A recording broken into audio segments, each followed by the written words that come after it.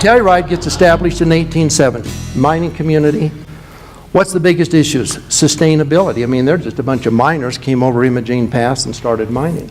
When you look at the town of Telluride, you look at those little 25-foot lots. From 1870 to 1940, almost all the mining here was for gold and silver. What happened in 41? World War II.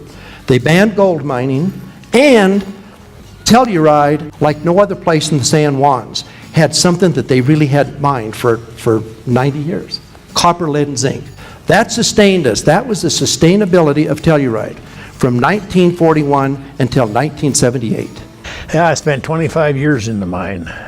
I came to Telluride in I believe the first time was in 1931 and 32.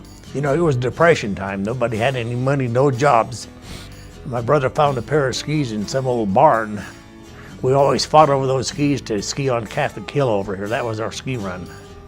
In I believe 1937, 38, we had a fellow by the name of Bruce Palmer. He was a school teacher and an avid skier. He was the person, along with the kids, my dad and his brothers and the Goldsworthys, who built the first rope tow over by the beaver ponds.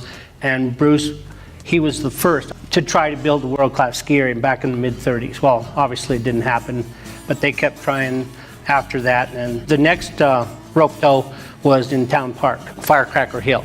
And then in the beginning, it was a car jacked up, and the back wheel was taken off, and a double rim, and the rope went up through a shiv assembly, and they started the car up and got it in gear and shifted gears into second. And I was a little bitty kid, and I remember if I was on the rope tow when they shifted gears, I was done. It knocked me down. I could not hang on to save myself. That only lasted one season, because it went across a railroad track, and the goose came in and cut the rope in two, and that was the end of the boat tow. I'm thinking it was in the early 60s. It was. When we moved from Town Park down to Grizzly Gulch. And there was a reason for that, is because my father knew that would be where the ski area would be, and if we had something there, at least we had some way to show people we can build a ski area here, and this will be a ski run on that ski area someday. The belief that we would have a ski resort, the Elks Club and the community in about the middle 60s put together, I think it was $10,000 to do a feasibility study. They put together, I think it was 10 or 12,000 bucks, gave it to a consultant, he stole it and left town.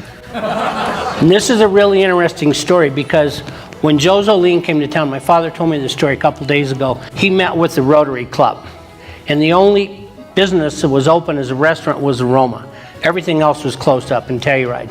And he was not treated very kindly, because they just thought he was another guy to come in and get their 10,000 bucks and hit the road. And so he did not get a warm welcome from the Rotary Club. I remember the day I think I was a freshman in college. My sister was sophomore in high school, and my dad came home and said, I want to talk to everybody.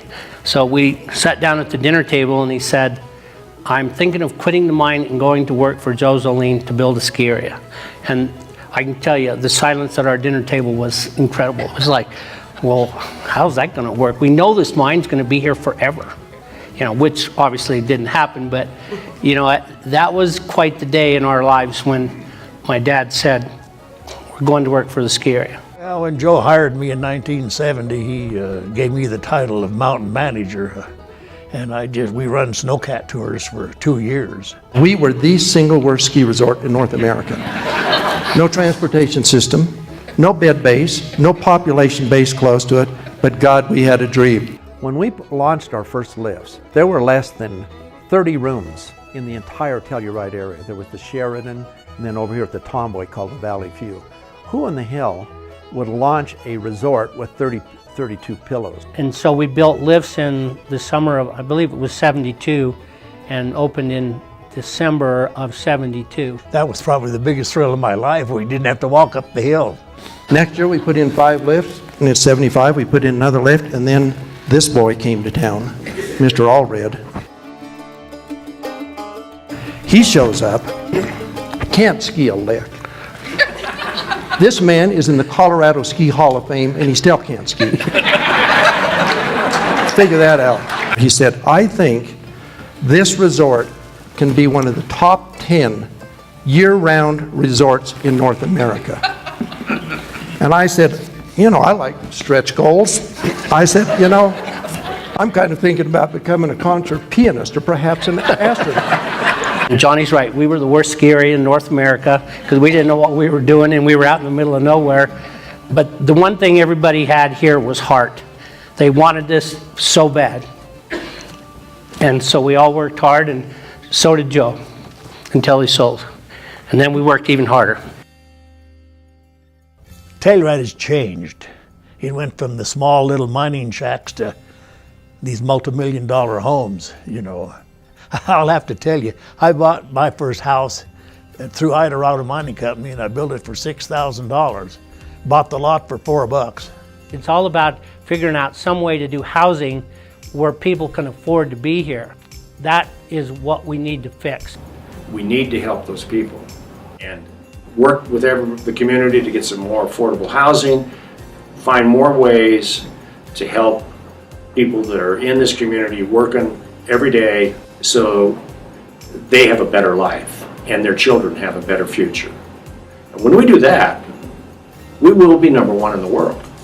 If you're doing nothing, you're going backwards. And I quite frankly think right now, what we've done over the last 40 years is a pretty incredible balance.